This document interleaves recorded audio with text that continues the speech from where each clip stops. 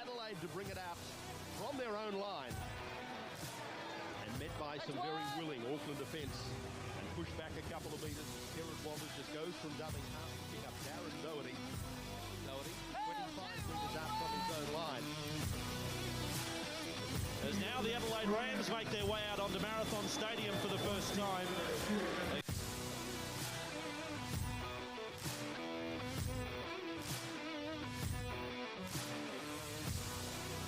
Good evening, listeners and viewers. That's right. Tonight we're going live on Facebook Live, and you will still be able to listen to our podcasts on Thursdays on all your favourite podcast platforms. It's a very good evening. My name is Darren, and we've had to clear the bench. We've had to call in a substitute. Can you believe it?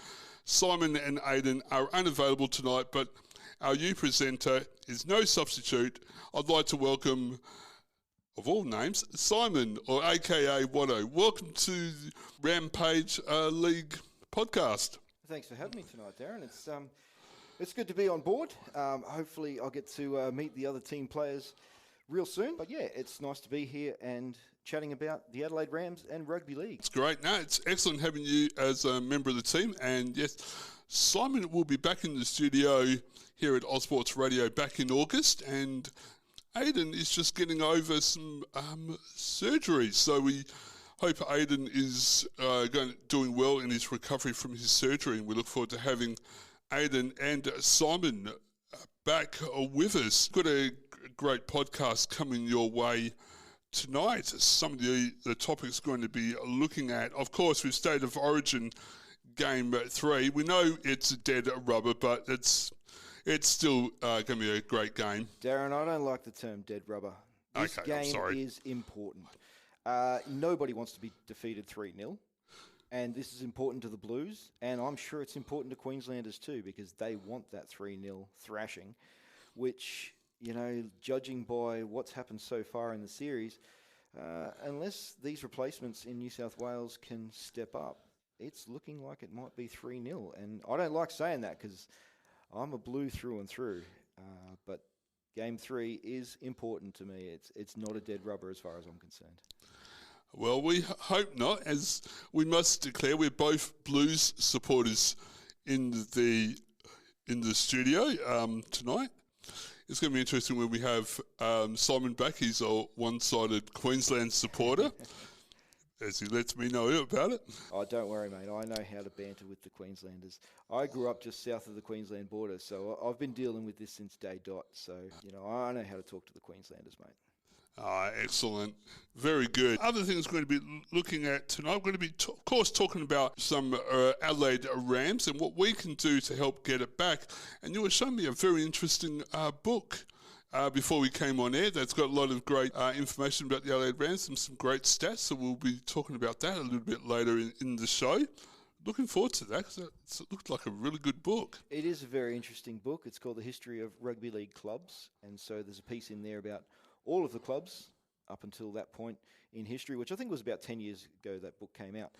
But yeah, very interesting read. We'll dive into that a bit later on. Absolutely. We're going to be talking about the Newtown Jets. They've put up their hand to be the next team in line for a possible NRL licence. Yeah, that one's left me scratching my head. Why they think another team from New South Wales is a viable option. It doesn't compute for me. And that's coming from a guy who's from New South Wales and loves my rugby league. I just don't think there's room for another New South Wales team anywhere, from the Central Coast to the Newtown Jets or anybody in between. I just don't think there's room for more New South Wales teams in a national competition. I have to agree. I made the point when we're off air, it's a bit like having another UAFL team in Melbourne. Melbourne is, of course, the heart of Aussie rules, and that's already got most of the teams in there. So I guess it'd be like trying to fit in another AFL team into Melbourne. Yeah, I just think the market is saturated on the East Coast, and certainly in New South Wales, in Sydney. You know, spreading out a team maybe to the Central Coast or Far North Coast. I'm biased there because, you know, I would love to see the Ballina Seagulls or somebody like that in the competition, but I just can't see it being justified as far as bringing another team into New South Wales or resurrecting a team who used to be there. That's right, exactly. Well, we've got an audio grab from Sky News that we'll play when we go back and talk about Newtown Jets. But let's have a little bit of a break, and we'll just play some music, and we'll come back to talk everything State of Origin.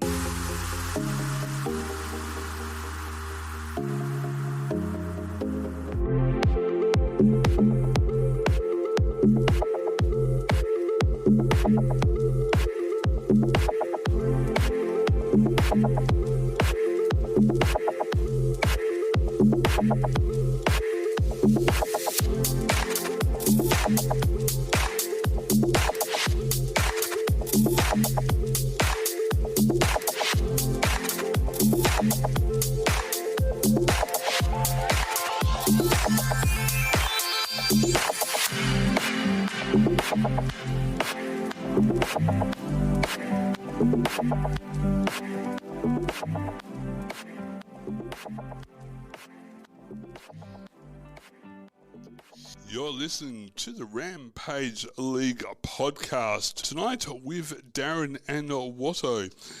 And we're down a couple of presenters. They've come down. Well, one's come down with an injury, and one is away from the studio tonight. And it's great to join us. And you can catch us on Facebook Live on the Bring Back Rams Facebook page. Let us know what you think. This is something we're thinking of doing, is going live on Facebook a bit more often, but you can still grab our podcast every Thursday. Game 3. State of Origin, Game 3. You said the word before, dead rubber, and it doesn't compute with me because every game of State of Origin is important. And even though we're going into this game in Sydney, knowing the Shield is going north again, or we're staying north, we know how Queenslanders are. They're, very dominant. They never give up. And as they did in Game 2, even with a player down and, 2 tries behind, they still found a way to win. And that's Queensland. They always know how to find a way to win. And I'm just hoping that the replacements to the Blues team can step up and redeem at least some, semblance of competitiveness in this competition, because we've just been run over by Queensland this year. Definitely, yes. And even in Game 1, where it was basically a neutral ground, maybe not from a supporter's point of view, because I know I was surrounded by Queenslanders on the hill at Adelaide Oval. Let's have a look at the two teams. Do you want to start? Sure. We'll start on the Blues side. We've got James Tedesco's back in number 1, Brian Toto, Stephen Crichton in number 3. Bradman Best comes in at number 4 into the centres. I think he's a good addition to the team. I'm really glad to see him get the Blues jersey. Josh Adokar in number 5 on the other wing. And we've got Cody Walker coming back to join Mitchell Moses in 6 and 7. Now, to me, I like that. I think Cody Walker should have been there sooner. But I really think that halves combination can do some damage. So it's looking good there. Forward pack, we got Jake Trebojevic, Damien Cook in number 9. Regan Campbell-Gillard in 10, Liam Martin, and I'm going to massacre his name, but Kian Kola-Matalangi. I know I've got that incorrect, so somebody correct me on that one further down the track. And Cameron Murray in lock. Isaac Yeo, Jacob Safidi, Reece Robson, and Clint Gutho on the bench. To me, that's looking like a good Blues squad. I would have loved to have seen that in Game 1 or Game 2. There we are. So, and on the Queensland side, we've got AJ Brimson in fullback, Xavier Coates on the wing, Valentine Holmes and Tabuai Fido in the centres, Murray Taulungi on the other wing, Cameron Munster and Daly Cherry Evans, I can't even say that. Daly Cherry Evans, captaining from the centre, number 7, and Ruben Cotter, Harry Grant, Big Tino in the forward line. Second row is David Fafita and Jeremiah Nanai. And the lock is Paddy Carrigan. Coming off the bench for Queensland, we've got Ben Hunt, Lindsay Collins, that guy. I love him when he's in a Roosters jersey, but I wish he played as well as he does when he's in a Queensland jersey, because when he puts that Queensland jersey on, he steps up levels. So who was the 16? We just went a bit far then. That's Soto Kaya. Again, I've massacred his name. And Corey Hornsberg in 17. So our reserves as well, we've got Tom Dearden and Jermaine Hopgood, 18 and 19 for the Queenslanders, and Scotty Drinkwater and Lanoio in the New South Wales reserve. So there's a lot of changes to the Blues side, a couple of changes to the Queenslanders. How do you look at it, Darren? I think there's two very good sides. I'm very happy with the Blues lineup. It's got everyone I would expect in there, and I think it's a pretty good looking Queensland side. I think it's going to be a great game. I'm hoping for a good, tight, challenging game. It's always good to see in Origin when it's a close one. And as I say, it pains me to say, but I just think Queensland are far too good this year once again. I hope they prove me wrong. I hope the Blues go out there and just give it their all. So we'll see how things unfold in Game 3. That's right. It's in Sydney next Wednesday, the 12th of July. Certainly is. I hope the Blues fans turn up. One of these things that always grinds my gears, I guess I'm going to say, is this talk about the Queensland spirit and saying that there is no pride in the New South Wales jersey. Well, as a New South Wales supporter, I bleed blue. Every year, I don't care whether we've win or lose, I stand up, I scream at the top of my lungs, I yell at the TV, and when I have the opportunity to go to a game here in Adelaide, I scream louder than anybody else around me. I am that passionate about supporting my state and the Mighty Blues, and I love our team, and I hope that the fans turn up in Sydney to show that, okay, we've lost the series, but we still here. Because I don't know about you, Darren. I don't know if you remember back when New South Wales won 3 straight. Ah, yes. Yeah. Yep. And yes. the notorious comment, I think it was Choppy Close, who said Origin is dead. I think it was backed up by Mal Meninga, who said, they need to change the selection criteria to make it interesting. Now, that was after 3 series. Queenslanders were saying that. Yes. I've never heard that from a Blues supporter, or certainly not from a Blues legend. One of our greats, I would never, ever think they would say Origin is dead. We lost 8 straight series. We didn't say Origin was dead. We still kept coming back year after year to support our team. And that tells me there's New South Wales spirit. Oh, absolutely. Couldn't agree more. So, dare we ask for tips, or is it... My heart says New South Wales by 4. My brain says Queensland is just too dominant, and it's probably by 12 plus. Right. Well, there you go. Let us know what you think. Who do you think will take it out, and by how much? Go on to check out the Bring Back the Rams Facebook page, or you could join the Adelaide Rams Jumbuck group at facebook.com/groups Adelaide Rams, and find out all what's happening with the Adelaide Rams and how you can get involved in helping us bring back the Adelaide Rams. You're listening to the Rampage League podcast with Darren and Watto. Tonight we'll be right back with what's happening in the NRLSA. Of course, that's South Australia's own rugby league. Stay tuned. You're listening to the Rampage.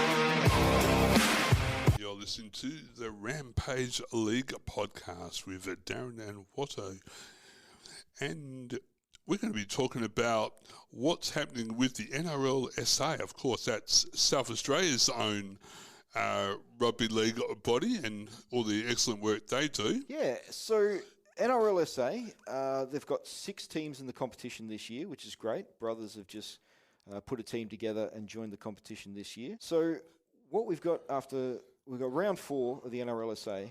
We had a big win to the Eels, 66-10 over the Bulldogs. Brothers got up 44-24 over the Roosters. The Warriors 24-16 over the Swans.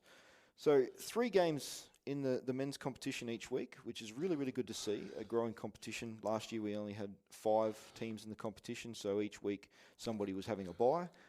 It's great to be able to get an even number, to be able to have everybody playing a game each week. So I don't know the standings of the ladder, but I'll certainly get that information to you soon, Darren. Right. But there has been some blowout scores already this year. That's something that happens in league, but the nice tight games is what I would like to see more of. If we can have a bit of a balance across the field, with each team being able to be competitive each week, and of course each year when we come around to grand final time, keep building on that structure that we've got. We've got the Hills Tigers, a team who has some juniors. They're building now, and they're hoping to be able to rejoin the competition as well. For a 7th team in our NRLSA competition, I would love to see it keep building, and one day we get to 8 or even 10. But if we can continue to build in the juniors, then we'll certainly get there one day and continue to build a grassroots competitive competition here in South Australia. I was a volunteer with the league years ago, and it was a great competition. We had tag and programs for older kids, and leading up to the women's and men's seniors, it was a great league. Yeah, the tag competition is very important to the development of the game here in South Australia, and building those skills and getting people interested in the game before we introduce the tackling aspect of it. So it really is important that we show support to the touch game, the tag game here in South Australia, because that's where we're going to get people involved in the game. Show them the fun that they can have playing rugby league, and hopefully they continue with that and join the men's and women's competitions as the years progress. Because I can say the women's competition down here, it's great. They're doing really, really well, and there's some great players there who have had some opportunities interstate as well. Some of the players have had a chance to go play in Brisbane and in Sydney and also in Melbourne from the women's competition. So that's really, really good to see that the women's game is growing here in South Australia as well. Excellent. And you were telling me that a young player got to play before State of Origin 1 in Adelaide. 2 players, actually. Wow. 2 young guys from the Warriors. They were selected as a part of the Combined Affiliate States, the CAS Academy program this year. So they got to train with those teams and were actually a part of the curtain-raising game here in Adelaide for State of Origin Game 1. So they got to play in the lead-up to State of Origin on Adelaide Oval. So that's a really, really big, a great thing for those 2 young players, and a really, really good coup for South Australian Rugby League that we can have 2 players join in to those sorts of games and be a part of. That would have been such a rush for them to run out on the oval. Absolutely, because it wasn't just a club game between, say, the Roosters and the Dolphins. It was the pinnacle of NRL, Rugby League in Australia, State of Origin. So what a better platform to showcase your skills. Certainly, yeah. And so it was a really good opportunity for those 2 young players, and of course the rest of the teams, the rest of the players involved in those teams. So it's really good, and that's where we want to try to develop, is we want to get these kids involved and loving the game and keep them engaged with rugby league through their teenage years, where we know that kids can drop off and start to get interested in other things, or the ever present AFL window where there's just so many opportunities here in South Australia for young kids to play AFL. We want to have those kids engaged in rugby league, continue to come back year after year and develop their love for rugby league, so that when they're adults, they continue to play and continue to build our competition here in South Australia. Definitely.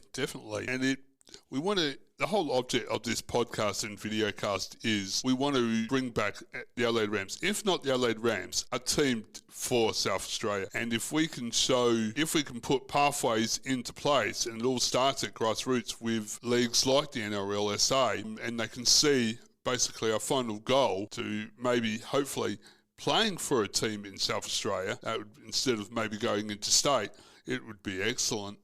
Certainly, yeah. And that's where we want to be. I personally don't think it's going to happen in the next couple of years.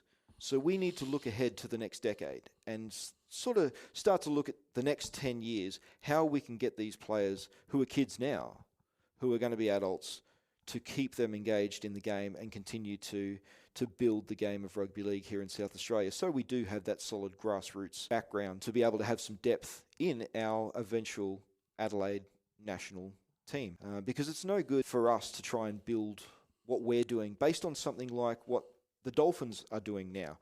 That's unrealistic for us, I think, from a South Australian perspective. We don't have, like they had the Redcliffe Dolphins who were already established. They had their development regime already in place. We should be looking at something like what the Melbourne Storm did, where they walked into a state that is completely AFL dominated. They bought a good team right off the bat and had some amazing players in their squad and looked at building their grassroots right from day one. They won a competition in their second year, and no one can deny the importance of the Melbourne Storm in the National Rugby League now.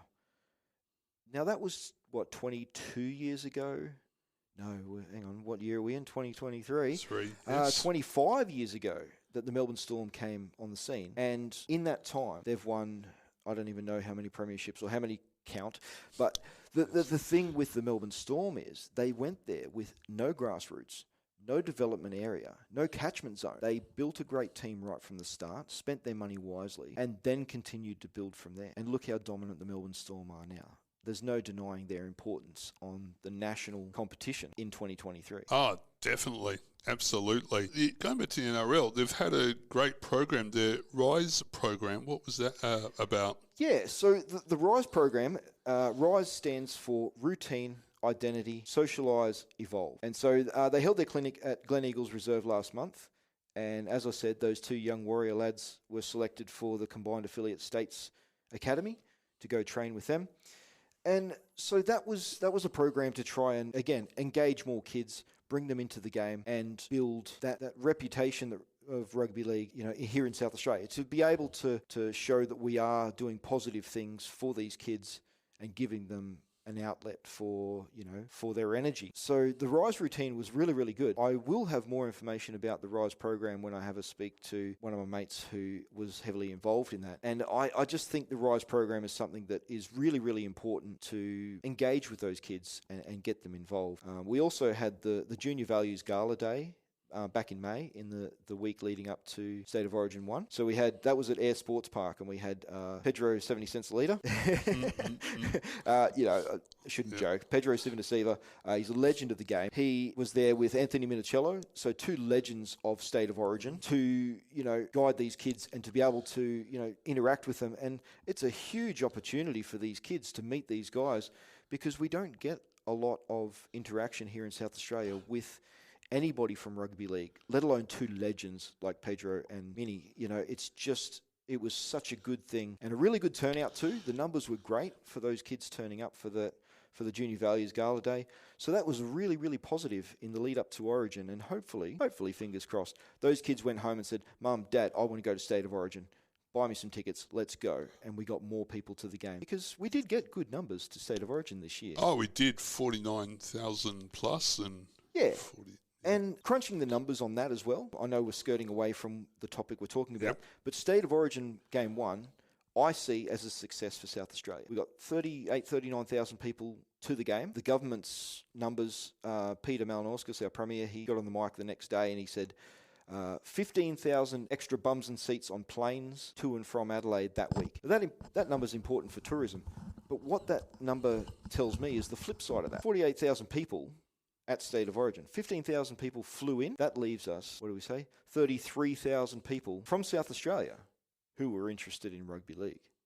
That number says a lot to me. Absolutely, and it's a number that we should keep in mind when we're going to the government or organisation and saying, well, hey, this is what we had. Let's talk about SA and where we stand with the NRL. Yeah, certainly. And to me, that says the numbers are here.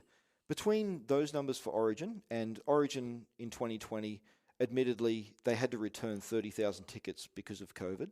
It would have been a sellout. They already said they were sold out. However, they had to return tickets and spread everybody out across the stadium. So what we also had in South Australia were the 3 games between the Roosters and the Storm. Now, over the 3 years, they averaged 20,000 people to those games. Now, that's more than a lot of Sydney teams are getting on a weekly basis to their games in the heartland of rugby league. Now, the game here was a one-off game. However, there was interest there. There was a lot of interest there. And 20,000 people showing up saying, hey, I'll come and check out this rugby league thing. Or passionate and diehard about rugby league going, yes, we've finally got a game here in South Australia. Let's go. That says to me the interest is here from the people. So it's time to start moving forward with how we can harness those people and get them involved in rugby league and continue to build the game here in South Australia. Absolutely. So anything else about NRLSA and watch this space? Yeah, get yourselves along to a game. Go and check it out and just show support for the game of rugby league. Because at the end of the day, it comes down to numbers. We need people involved in the game. We need people there watching the game. We need more volunteers to put their hand up and get involved in the game. And we need more families coming along, getting their kids introduced to the game. So get out there, see the NRLSA games, show your support for a club, pick a club, any club, and show your support for them, or just support the game of rugby league and show that you love the game that we love, and be there for the game here in South Australia and show that you support rugby league on a grassroots level in South Australia.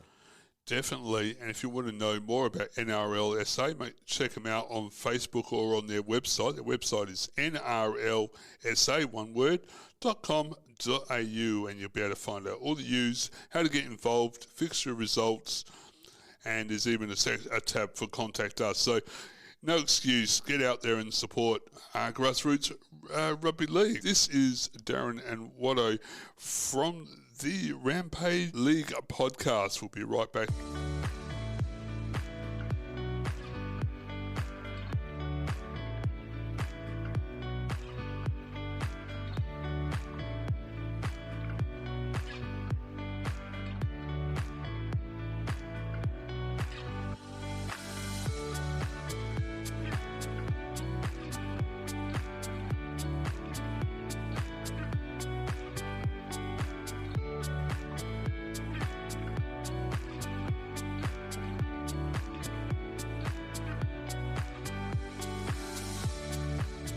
You're listening to the Rampage League podcast, and we're going to be talking about another team that put its hand up for a possible NRL license. We're just going to play just got an audio grab that will play, and we'll come back and talk about it after. With the NRL set to grow, the battle for the licence for the new team has intensified, and 2 Sydney clubs are centre stage. The Newtown Jets have confirmed they're looking at going interstate to secure the spot. In their heyday, the Newtown Jets flew high, winning 3 premierships, boasting stars like league great Tommy Raudonikis. But it was a sad end for the club, collecting several wooden spoons before being axed from first grade in 1983. The club lives on at a local level. Their fans still bleed blue. Go the Jets! We're back, baby! The Prime Minister showed his colours on his first day in the top job, today backing in what could be one of the greatest comebacks in Australian sporting history. If it occurs, I just hope that the Jets still get to play some games, if it occurs, at Henson Park. The Jets' hopes of resurrection hitched to Western Australia's bid to join the NRL. If it takes off, they'll need to be based across the country. I don't think there's any place too far to take the Jets. I mean, we're called the Jets, so they fly a long way. It would have to be the Perth Jets, though. How do you think that will sit with the players and with the fans? I think okay, as long as the Jets' name is still there, and obviously the kit and the blue and white stripes. The club is also pushing for a couple of games to be played here at their home ground each season. The proposal is being negotiated by the Jets and the WA government. If they come to an agreement, the NRL would still need to approve bringing on the extra team. The Jets CEO keeping his cards close to his chest. How and why and where? Way too early to tell. With the deal not yet sealed, rivals the North Sydney Bears are hoping they can lock in the licence. We know the NRL have certain herbs and spices they want in their new franchise, and we feel we can de-risk that process. The grassroots rugby league, we have the history, the heritage. You can't build that stuff overnight, and a foundation club that we are deserves to be a part of that. From hearing that, what do you think? Well, the Newtown Jets being another one of those foundation clubs, the Bears were mentioned right at the end there, though. then the end there as well. Both of those teams were foundation clubs in 1908. They've got a rich history. However, I just don't see any room for another New South Wales team to be involved in a national competition. Now, both of those teams, the Jets said they're willing to go to Perth. Now, if the Bears were willing to come to Adelaide, then we can start to talk about being a national competition. And, you know, there's nothing to say that those clubs can't relocate and still keep their heritage. The Sydney Swans still brandish their South Melbourne, heritage on their jerseys now. And they're well and truly established as the Sydney Swans. So it's happened in AFL. It can happen here.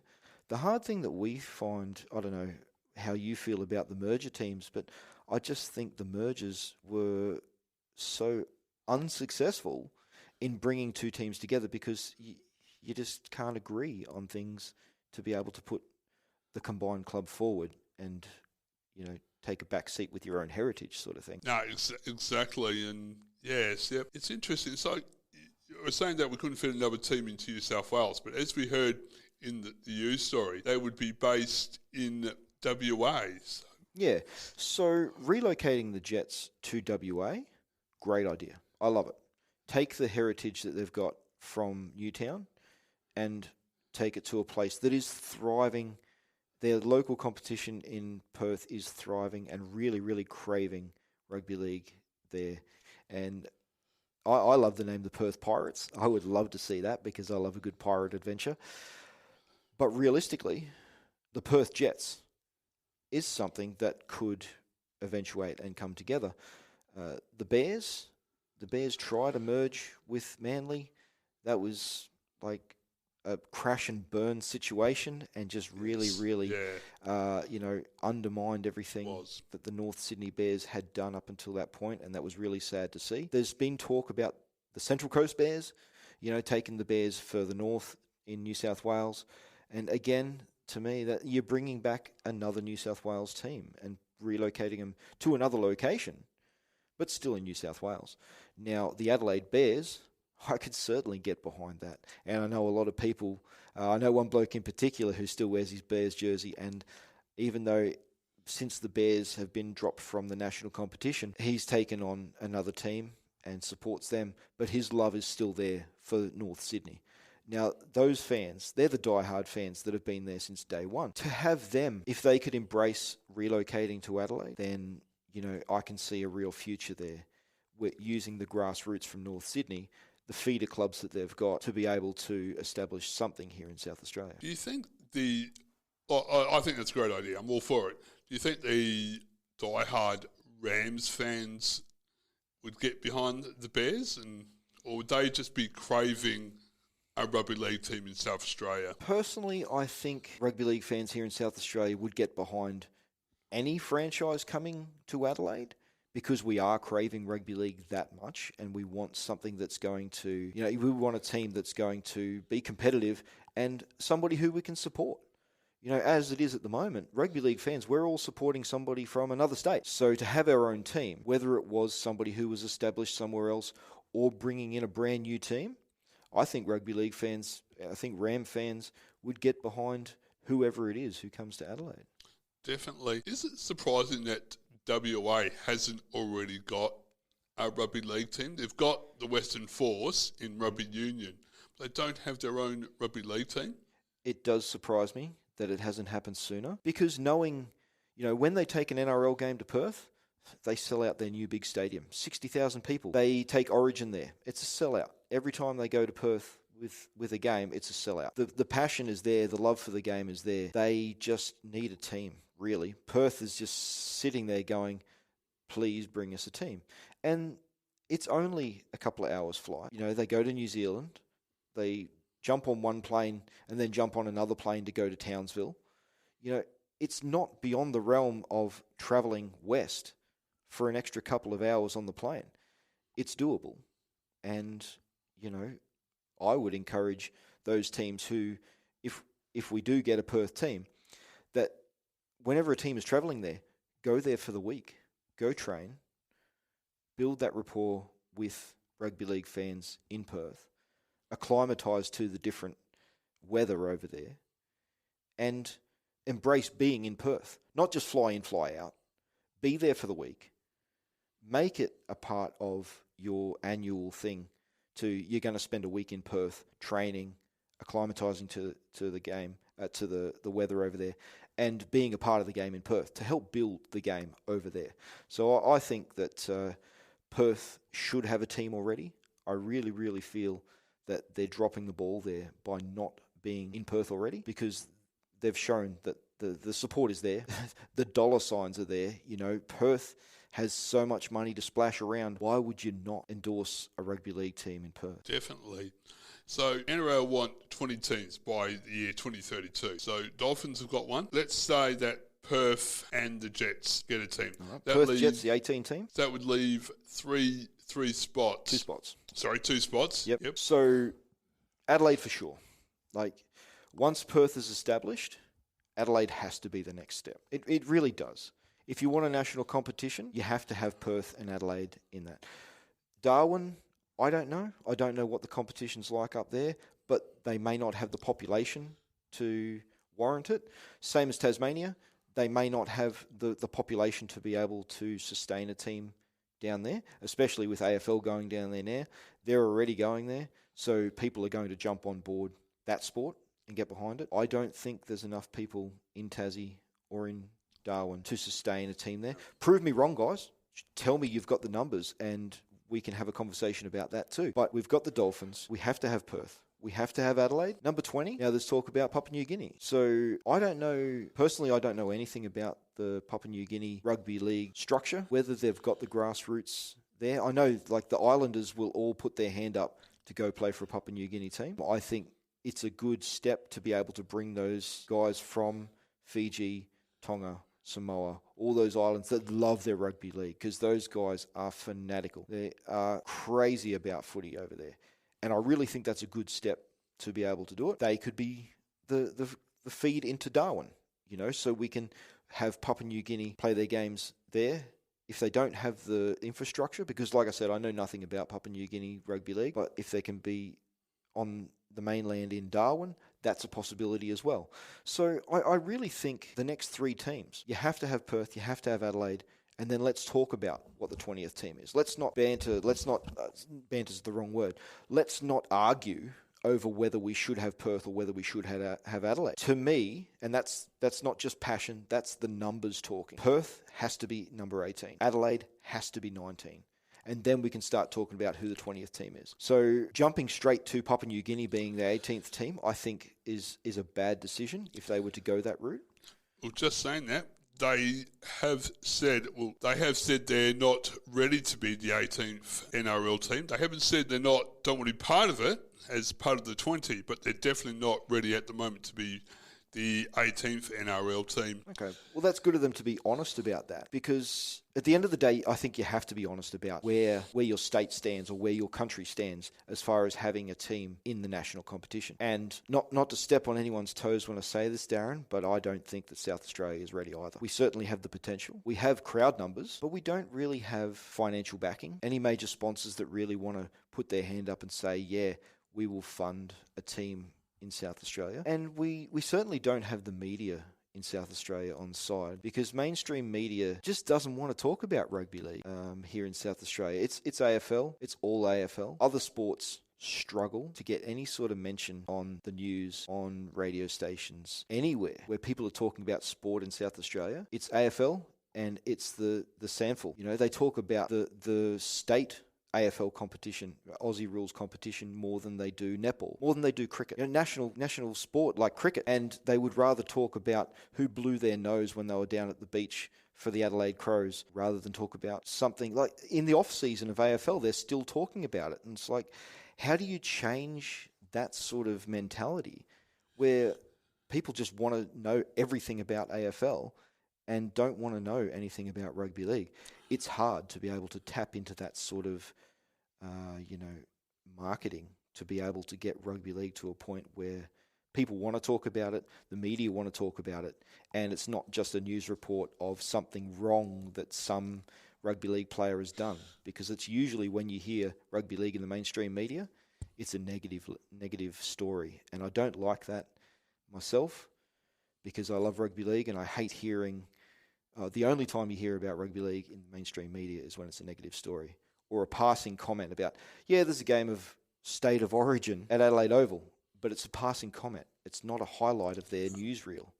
And that's frustrating to see that year after year. So, have to agree there. The SA John Buck Army or the podcast were not contacted by anyone from the SA media. It was all interstate, SBS. We had did some great stuff with Channel 9 Sydney and other media outlets that Simon's did some stuff with ABC, but it wasn't from Adelaide. Do you think, playing devil's advocate, I guess, here, if Adelaide does get a team, do you think interstate media, like Sydney, Melbourne media who would come over, like, say, Foxtel? I would hope that the eastern states would support a team here and show that sort of unbiased media coverage of a South Australian team. I would love to see that. But what I'd really like to see is South Australian media get behind rugby league. That's a hard sell. It really is. Like, one of those things that we really need is Adelaide newscasters talking about rugby league, reporting on the local competition. Just give us a score update of the game of the week in the NRL. Start to incorporate rugby league into the nightly news report, on the sports report on the news. As I said, that's a hard sell. And we would be relying on the East Coast media, as you said. They're the ones who are interested in what's happening. They're the ones who love rugby league. We need their support to be able to filter down to the media outlets in South Australia and build that love for the game. Because as it is with, you open up a newspaper now, and even at State of Origin time, it's a footnote. It's a tiny little story at the bottom of page 12 of the sports section, because the first 8 pages are AFL. Then you get a couple of pages of the netball, the basketball, those sorts of things where they get a little bit of coverage. But rugby league is a footnote on a page that most people flick past in the newspapers here in South Australia. It was, I don't usually buy a paper because it's just nothing in it. I haven't bought the paper in years, mate. So I only buy it when I think there's something I really I'm interested in. Sure. So I bought the paper the day after that Australia won the Cricket World Challenge. Yeah. And it was in the back page, just a small section, and that was it. I was expecting a full page, maybe a poster, and nothing. And there was probably the back page was plastered with some Crows player who got injured. They'll report on their injury rather than to report on a big victory in, a major sport in Australia. So it's that sort of thing that we're pushing shit uphill. I hope I'm allowed to swear on this, but it's one of those things where, like I said, netball, they get very little coverage. Yet they're one of the biggest sports in Australia. Cricket. Everybody plays cricket in summer, whether you're down at the beach in the backyard or playing competition. But cricket struggles to get media coverage or the back page, So it's trying to infiltrate that media coverage and get them talking about something that's not AFL related. That's going to be a real challenge for us to try and build momentum here in South Australia for a rugby league team. We'll talk a bit more about it when we talk about the Rams, but I think it also comes down to who owns the media in South Australia, and yeah, that's right.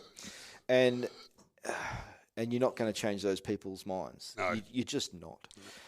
So even at a level of national news coverage, for us to get what we need, the information that we need out to the people through the media is going to be a hard sell. And I look back at when I first moved to South Australia. We're talking 22 years ago now. When I first moved to South Australia, I loved it here. The only thing that was missing was rugby league. And back then we got one game a week. It was the Friday night game of the week on replay. A couple of hours after it's happened, you get one game a week, and the footy show was after midnight. It was the AFL footy show live. Then they would chuck a movie on from 1960 whatever to fill that space to make sure that the rugby league footy show started up. Now, that frustrated the hell out of me because I couldn't stay up and watch the game, watch the footy show. So I actually had my auntie and uncle from over in New South Wales send me a tape every week with the Roosters game and the footy show. And my auntie went an extra step further. She'd sit there and cut out all the newspaper clippings and put them in the envelope and send it over to me. So she, cool. I really appreciate all they did for me to keep me informed about rugby league back when there was no coverage here in South Australia. So yeah, that's right. And it all came down to who owned the Rams, and they were on the wrong side of the Super League of the ledger. Yeah. And the thing about the Super League war as well is I look back at when it happened.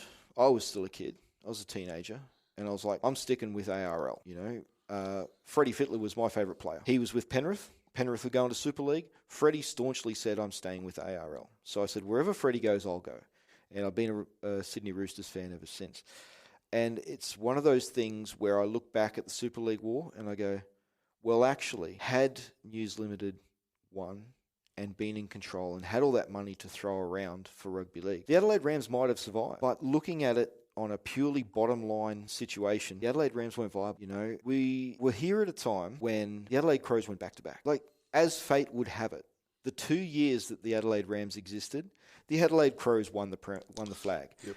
Now, you're not going to get the casual person come across to watch a game where the team is struggling when they can watch the Crows win. Also, in 1998, the Adelaide 36ers won the championship ring that year as well.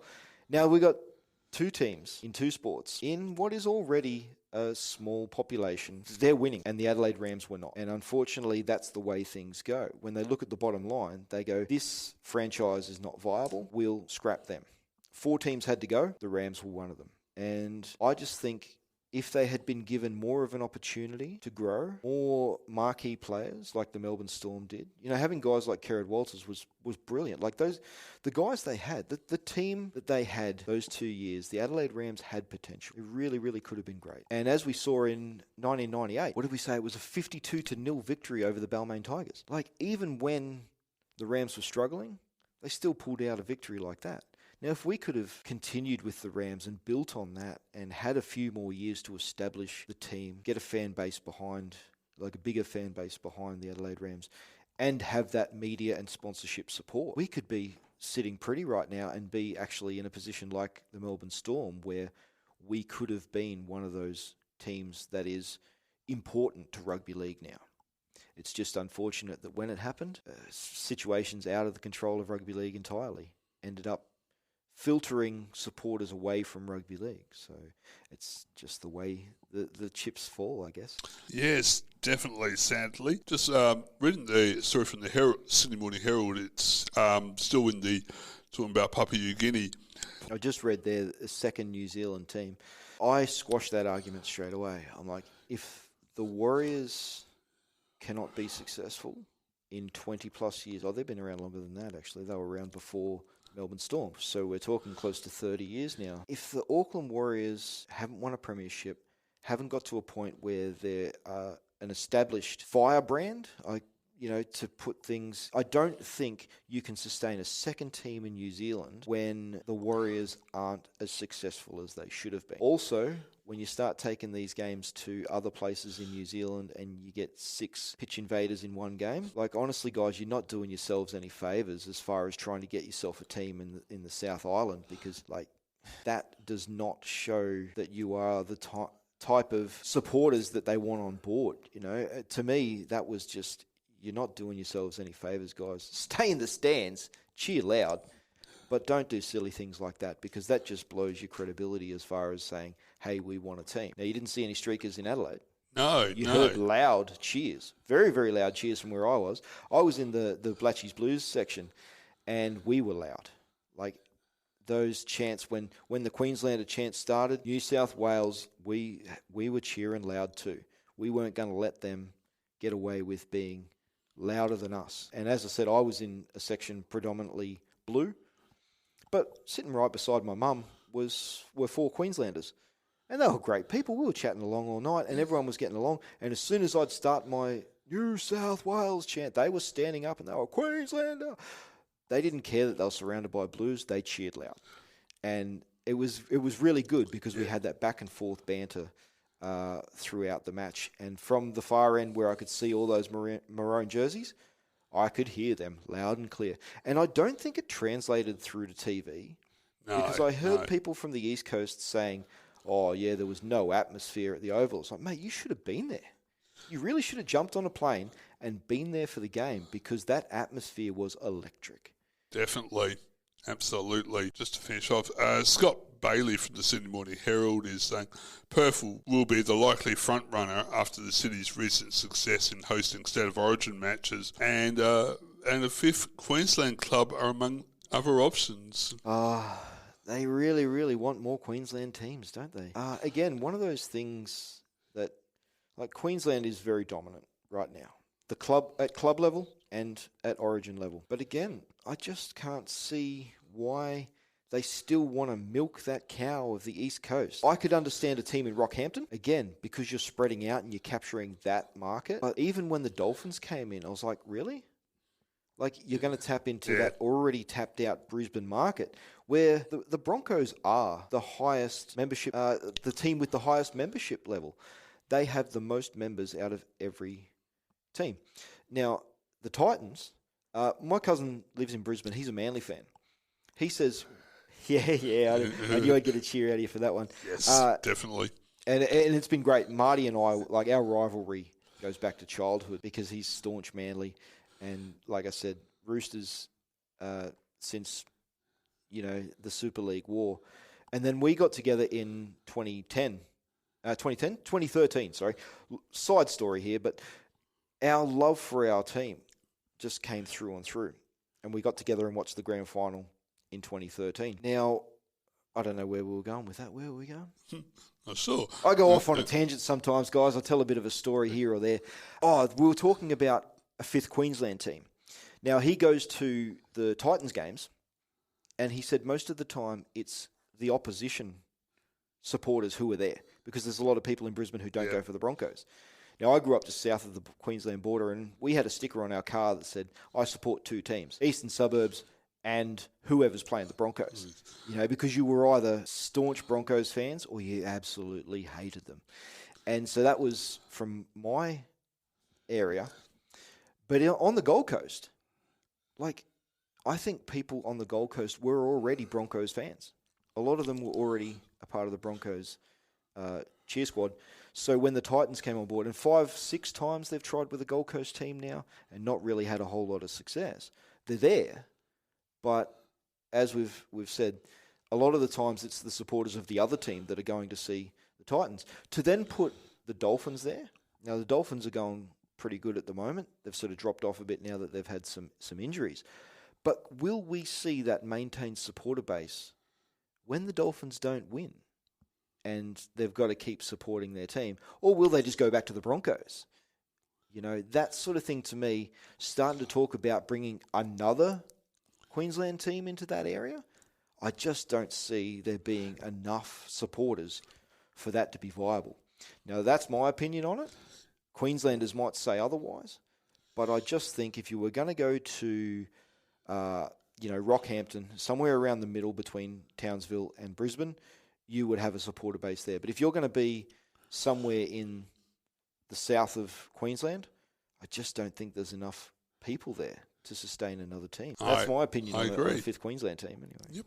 Let's just make it easier. Let's just give Adelaide a rugby league team. Yeah, just cut all the red tape and just make it happen. Let's get the Adelaide Rams back in the NRL competition. Absolutely. And on that note, we'll go to a break and we'll come back and talk a bit about the Adelaide Rams. Go the Rams. Bah!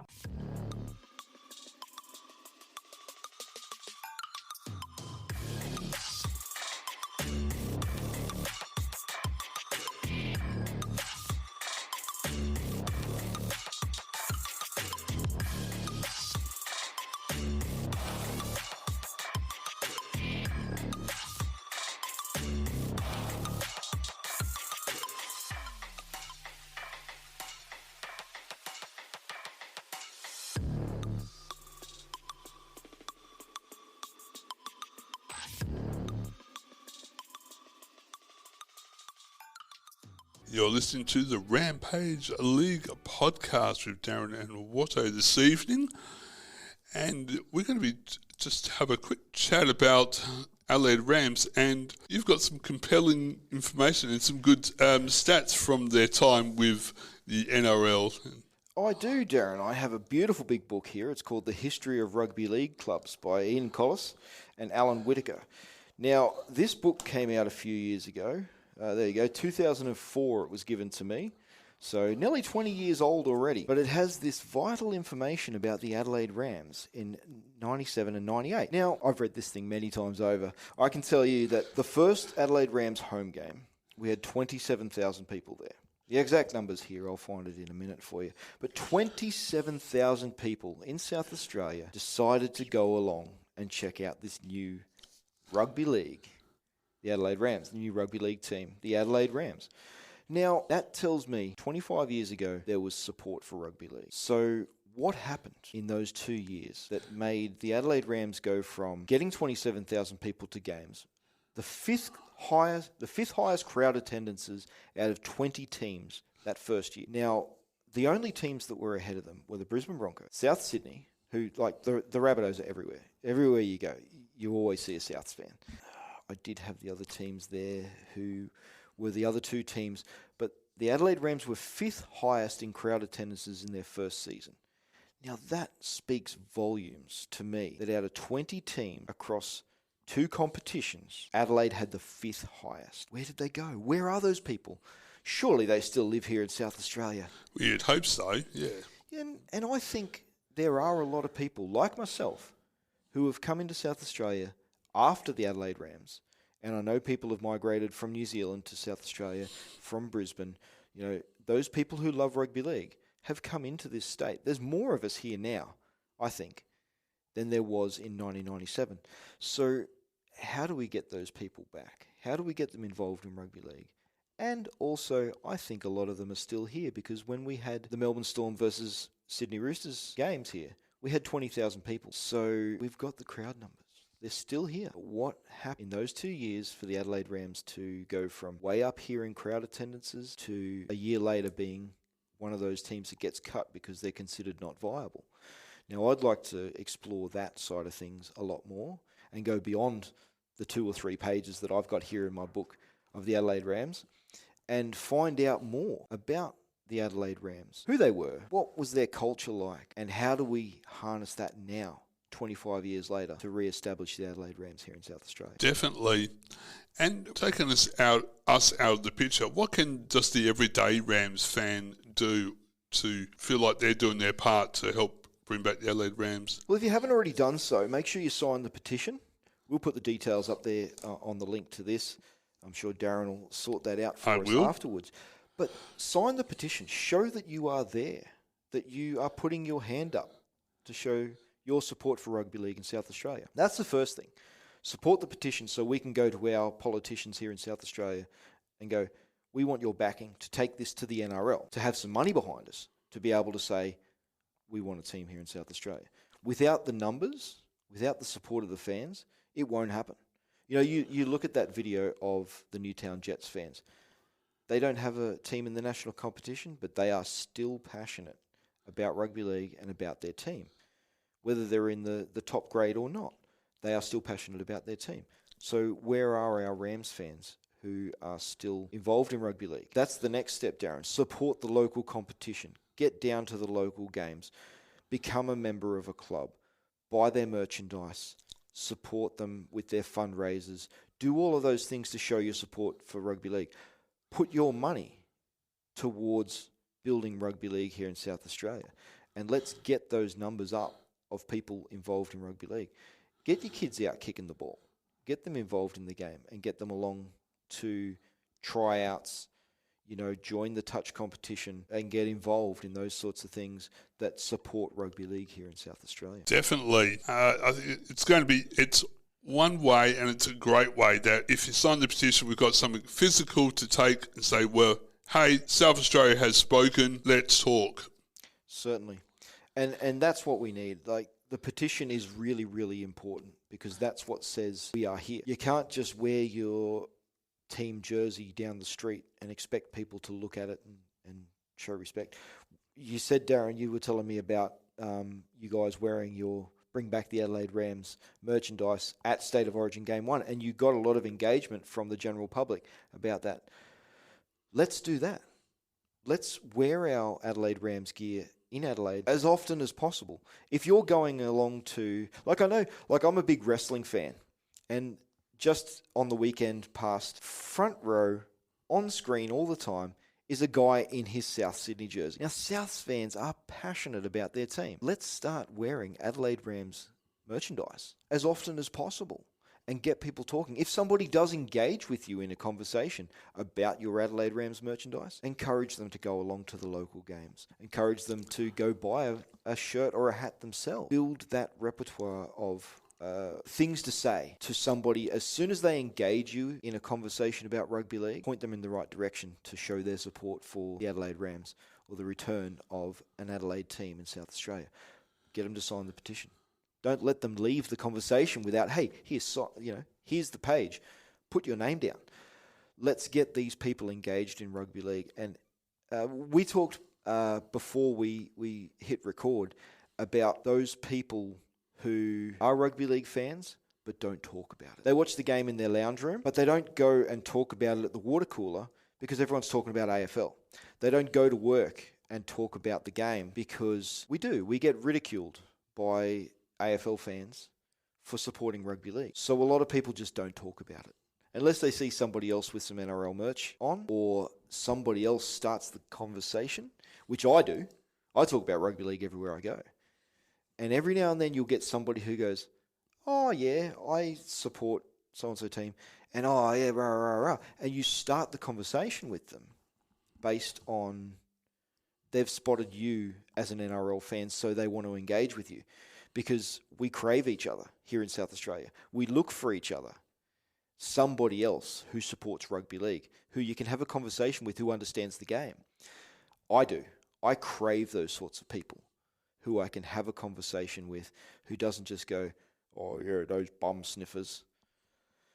It frustrates the hell out of me when people reference John Hopewade or Todd Carney or somebody who has just done something stupid once, but it's what they talk about all these years later, whenever the topic of rugby league comes up. Not, wow, the Panthers have won back-to-back premierships. They're looking at they could win 3 straight. The Melbourne Storm are looking good. Whoever it is, they don't want to talk about that. They don't want to talk about what's going on in rugby league. They want to talk about something that happened 20 years ago and ridicule your sport in the process. And that's frustrating as a rugby league fan. As we said before, the only time you hear about rugby league in the media is when it's a negative story. Unless they're already a rugby league fan, somebody says something about rugby league, it's in a negative connotation. So we need to change that culture in South Australia and get more people engaged in having positive conversations about rugby league here in South Australia. Absolutely. And maybe that's something we should do. We should have a State Rams, Adelaide Rams Day. Yeah. Yep. You get to wear your kit and be a proud Adelaide Rams fan. For sure.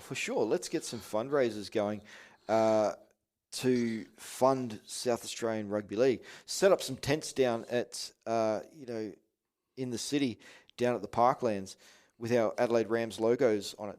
Come and join the Adelaide Rams. Sign the petition. Show your support. Let's do it. Let's get out there in amongst the people and show support for rugby league here in South Australia and get them talking about bring back the Adelaide Rams. Absolutely.